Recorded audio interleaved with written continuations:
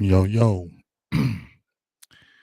It's good, everybody. Thought I'd go live right quick before the Super Bowl action started popping off and getting all good. I know I'm already tell you I'm going for the Rams. I already said 27-17. I like the Bengals, but I just feel like the Rams are going to win it in my opinion. So there it is kind of with that. Just going live right quick before we head out to my people's house to go watch the Super Bowl. T Smooth TV, Jay Lombardi, Mark Anthony, Brandon Tyreek, Stephen Moss, all Ed Moses. Sorry about that. What's good, everybody? We're going to talk real quick, Michael Autry, about free agency draft linebackers. We hit the defensive ends. Go check out that video I did about maybe 2 or 3 days ago. We did discuss defensive ends. Was good. Mercedes, BMW, Porsche been a long time. Yeah, I mean, what's up? So, we're going to talk about these linebackers right quick. We hit the defensive ends, and that's all we're going to talk about. We ain't talking about receivers, Michael Gallup, and all them other people. We talking about linebackers. So stay with me on the linebackers. What's good, John? Stay with me. Linebackers. That's the topic. Let's not go anywhere else. All right, you feel me? What's good, Thurston? How? So let's just jump right into it. Before I talk about anything about linebackers, go check out my boys, Philly the podcast. We did our weekly draft. We took off last week because I was at the Senior Bowl, and we hit it this week, and we talked a lot of draft. I did my first live mock draft. So I'm gonna just give you that first live mock draft, and the reason why I picked these players because other players were picked. I would have picked a Jordan Davis possibly if he would have been available, but that's why you got to go watch the video over there at the Philly podcast and see why those picks were made where they were. But just to give you some quick thoughts, if you didn't check it out, my first live mock draft, which was on the Philly podcast today. We do our live draft show every Sunday at 11:30 a.m. Make sure you check that out. So, first live mock draft, I took the first pick, 24th guard center Zion Johnson from Boston College. I like what he brings to the table. 6'3", I think about 315. I think I loved him at center. I thought he really took to it. I think that could be his future position down the line. Definitely can come in and play guard immediately for the team, plug and play. He's versatile, very coachable. I love that. And guess what? I did take him over to Kobe Dean. Some people I fought with that. So you go make sure, like I said, go check out that podcast. But I fought with that back and forth. Should I take Dean? Should I take Zion Johnson? But I felt like Dallas really needed to prioritize that offensive line. And Johnson, well, I didn't feel like was going to be there the next round. So that's why I jumped on him. For my second round guy, I took edge Boy Mafe from Minnesota, 6'3", 250-pound edge guy. I think he really showed up in that Senior Bowl. I was talking about him during the week, and then he really exploded with 2 sacks, 3 tackles for loss, was all in that backfield. You can see the athletic ability he brings to the table. I think he can be good in both sides of the run game and the attack game. Good spot pass rusher for right now. If you were to go with this draft that I picked and you had him in your second round, you don't know if you have Randy Gregory back, but even if you did, he's still a guy that you could develop. You have Ghost in there. You probably not going to have D Law there after another couple years. So this is a guy that you can kind of slowly build into the lineup, spot pass rusher. And then, in 2 years, you see what you have in him and Ghost. And I think that would be a definite good thing that you would like going forward. So I definitely like that. He really showed up in that Senior Bowl, and I really feel like his arrows pointing up, and I think Dan Quinn could really use him. So I like that. And then I went in the third round, even though I didn't get Nakobe Dean in that first round. I went in that third round. I was able to get, and this was tough because it was either Chad Muma or Troy Anderson. I think Tyndale was there as well. And everybody's like, oh, those guys wouldn't be there, or Muma wouldn't be there. You don't know that because you don't know how the draft is going to fall. The draft is crazy. A lot of people who think they're going to go this way, there's still there's still pro days, there's still the combine. So you never know what's going to happen. But no matter, he was available in that third round. It was tough for me to pick, but I went with Chad Muma in my third round pick. I think that was great because I missed the linebacker in the first round, but I still got a quality guy in Muma who has the size, 6'3", 240. He's athletic enough. He's instinctual. I think he can be a tackling machine, especially if you can keep somebody off of him and free. I think he can play in coverage. And I like what he brought to the table. He played good in the Senior Bowl. He had good practice all week. He played very good in the Senior Bowl. And I think his arrow's pointing up. So I think in the third round, that was great value that I got him. And So what's up, Randy Ellis? So those first three picks I was very happy with, and then even when I came with my fourth pick, my fourth round pick, I had defensive tackle Otito Ogabanoy, if that's what it is. I apologize, but I went with him from defensive tackle from UCLA. He's definitely a 6'3", 330-pound guy. He's athletic. I like Travis Jones a little better because of the stoutness, but he can definitely play in that middle.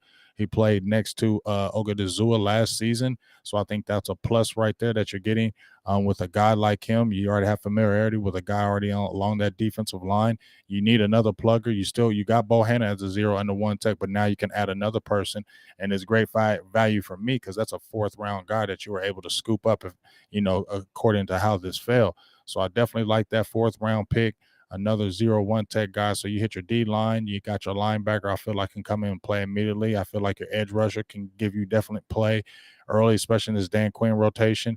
And then your first round guy in Zion Johnson, I think you can plug him in immediately. So then my first four picks I'm feeling real good about. And then my fifth round pick, I came with Velvis Jones Jr., receiver from Tennessee, 5'11", 203 pounds. Very good speed, 4.4, sub 4.4, maybe possible 4.3, depending how he really runs. But you can see his speed and his ability. Really like his return ability. You don't really have it in CD Lamb. That's not really the guy that's going to be doing it for you as far as the return game. We tried, the Cowboys tried to do it. It just didn't work. You see, he's not really that guy on the return game, and you probably just want to keep him as a receiver. So I liked him in that fifth round. He was a guy that you can, like I said, he can do multiple things. You can throw him in the slot. He can hit you deep. That's what I think Dallas needs, somebody to take the top off the defense, and the return game is huge. I think we need somebody who can do that. And I think he can make some plays in that return game. After that pick, I went with K Mays from Tennessee as well. 6'6", about 330. I think he's more of a developmental guy, but I like this size. He played with a little bit of aggressiveness in that Senior Bowl, and I think for the fifth round, he's good value. What's up, Blake? And then for my ending pick, I hit Vernon McKinley from the University of Oregon. I don't think he falls that far, but a great trajectory, early guy. I think if you were to get something like that and that value of that round, obviously I would have went safety earlier. But those other players that I kind of liked ahead of them, and maybe if you can sign a Malik Hooker, you still have Donovan Wilson under contract one more year. You can bring back a Malik Hooker. Hopefully, you sign a Javon Curse. Then I think you're okay with getting a safety late. And then you still have Mukamo, who you can see what you have. So he didn't really play. So you never know what they're going to do with Reggie Robinson, if they're going to play him at safety or corner. So those options are still available to you. So that's why I didn't jump out there and go hard in safety. And I feel like you got enough corners, at least that can last you this year, especially if you're not cutting anybody. So that's where I kind of stand with that draft that I was talking about. And now let's talk about these linebackers right quick. Um, Obviously we know about the linebacker, who is the man, Michael Parsons. What can you say about this kid? What's up, Cedric Betts? Shout out to everybody that's in the building. What can you say about Michael Parsons, dog? He did everything that you wanted, as a 11th pick in the draft. I When I instantly saw him, when I did a first tape on him, I wasn't jumping up and down Michael Parsons, but I definitely wasn't hating on the pick before they drafted him. So I was never against getting Michael Parsons. People were saying he wasn't good in drafting. You heard some character things, but I wasn't really tripping on the character thing. The coverage thing, I was just trying to see. But the first time I ever saw him, and I had him in a Rutgers game, I was all in on this kid. And then when I saw him in training camp, I said, yeah, this dude's gonna be special. So you saw what he did. Just some stats, just to reoccur: defensive player of the year, rookie player of the year. Definitely by a landslide. He deserved all of it. 16 games. And he said he had a hyperextended knee. 16 games played, 16 games started. Only 61 completion percentage him, and pass coverage. He got better as the year went on. Um, 13 sacks, went ridiculous, kind of slowed down toward the end of the year, but hey, that could have been the injury. But 13 sacks was crazy. Double dish sack guy.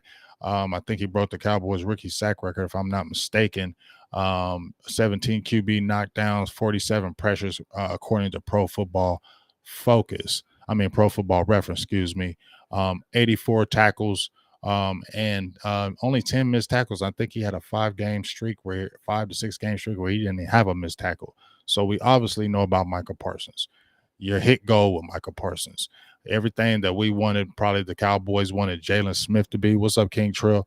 Everything Dallas wanted Jalen Smith to be, that's what Michael Parsons is. Everything that you saw with LVE, Jalen Smith, he's the combination. Not even the combination. I think he's just unreal player. So you hit goal with him. I don't know, man. You know what I'm saying? I can't really even speak on Tyron Smith right now. But uh, so he was your everything. And going into this year, he's your foundation. He's the guy that you build around. This is a dude that you can play in multiple spots. You can drop him in coverage. He's only going to get better. He can rush the quarterback. He can put his hand in the dirt. He can tackle. He's explosive. You can do so many things with him. So you're set with that linebacker right there. All right, you're set with Michael Parsons. You feel great about that position with Michael Parsons. Then we're gonna go to the next, and these are the guys that you have under contract. Okay, these are the guys that you're saying, okay, these are the dudes that you have under contract. So, Michael Parsons. Then you have Jabril Cox. All right, we all got frustrated about Jabril Cox. 6'4", 230 pounds. We saw the he was a steal in the fourth round. And I think the reason why he dropped, in my opinion, wasn't the biggest tackler on the line of scrimmage. Even when he was at North Dakota State, wasn't a huge tackler. It looked like he avoided him. Was great. You could see him dropping coverage. You could see him. He could cover with anybody. But just to me, his tackling, avoiding it, not really being physical enough, kind of worried me. And I think maybe that's why he dropped. I don't know.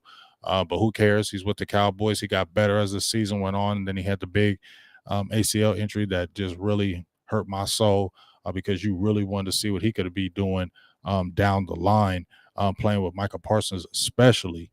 That would have been great down the line to be able to see him and that great experience that he would have been able to gather. And then that trajectory where you would have been seeing both of them because you really didn't see either one of them playing together this past season. So, Cox, get well.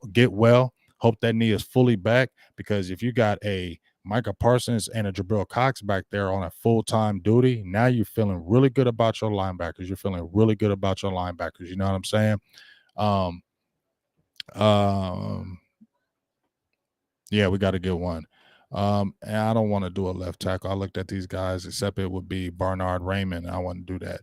But those two linebackers together, Jabril Cox and Michael Parsons, that's scary. That's really good. Both of them have size. Both of them have coverage ability. Both of them you can blitz. Both of them you can play in multiple positions, and that's what you want, especially as a defensive coordinator, to be able to have that flexibility to do those type of things. So those two places are huge. I don't know too much about that Devontae Bond kid, so I ain't gonna just speak on him like I know him like that. But he's under contract. Then we got Keanu Neal. Okay, Keanu Neal. Here's his kind of deal though with Keanu Neal.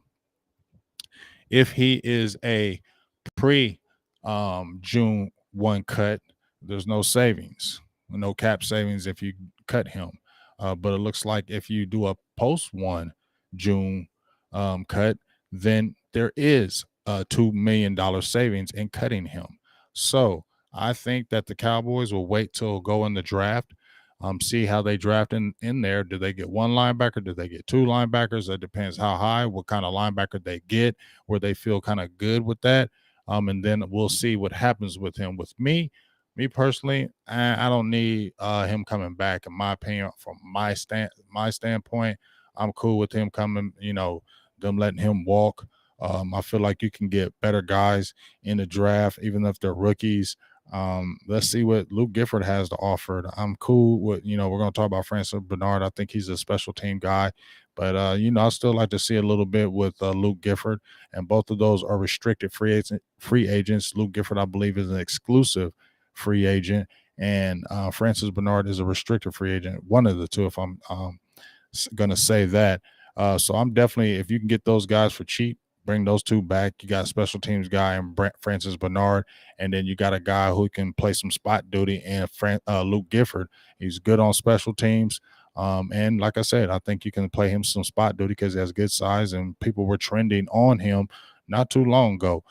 So I think he's cool with that. What's up, Tyrone? What's up with you, dog? So, yeah, I'm cool on keeping Neal. If you can do it after June and save it and get $2 million out of it, yeah, definitely do that and draft and move on from him. Now let's talk about the one guy that's ever kind of been on everybody's mind, not everybody's mind, but a lot of things that people who have been talking about this particular dude, and that is LVE. What to do with LVE? Now I made a video on LVE and said, "Hey, do we want to bring LVE back?" And at the end of the video, I said, "I'm cool with LVE coming back. I'm cool with that." 26 years old. I thought he played better at the end of the year. If you look at his stats, he had 77 tackles.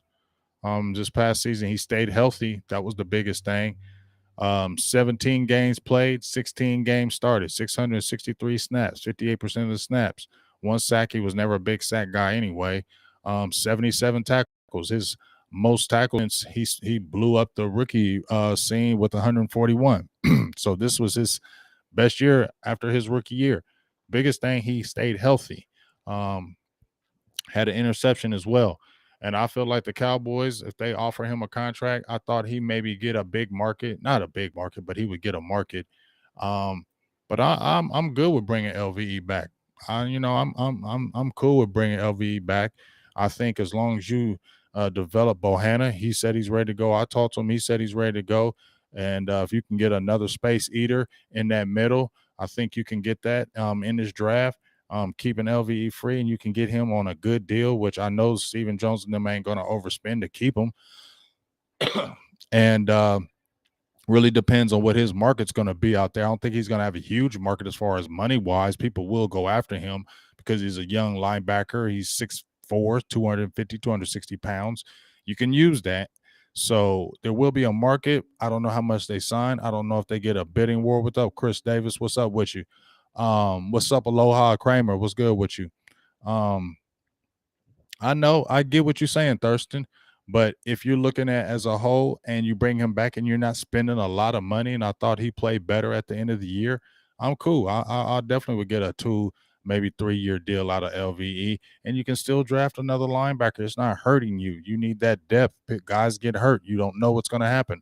We just saw what happened with Jabril Cox. That hurt the value of the players on the linebackers. We had the injury, so they cut Jalen Smith. So those things happen. So you got to have that depth, and I'm cool with bringing LVE back. So for me, if they offer him a reasonable contract, I'm with bringing LVE back on a 2-3 year deal. You can still draft another linebacker, and he can still get a lot of tick, and that will we go.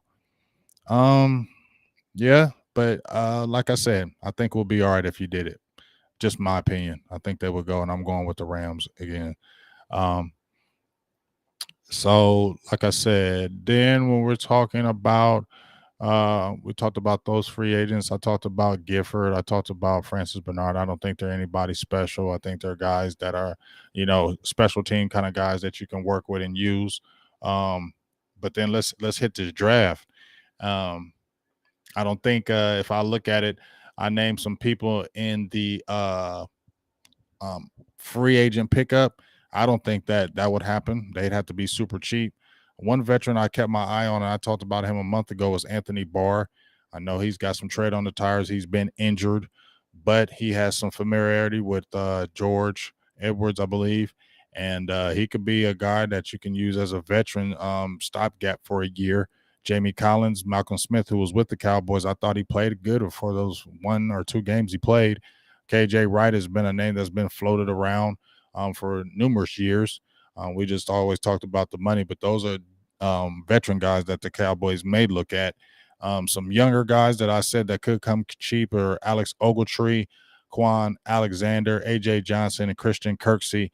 Those are some guys that could be, once again, stopgap guys if you are looking to, bridge, depending on how you draft and, do you want to put this guy on early? So, and plus those guys will be cheap. And I think that's the biggest thing I'm talking about is cheaper players.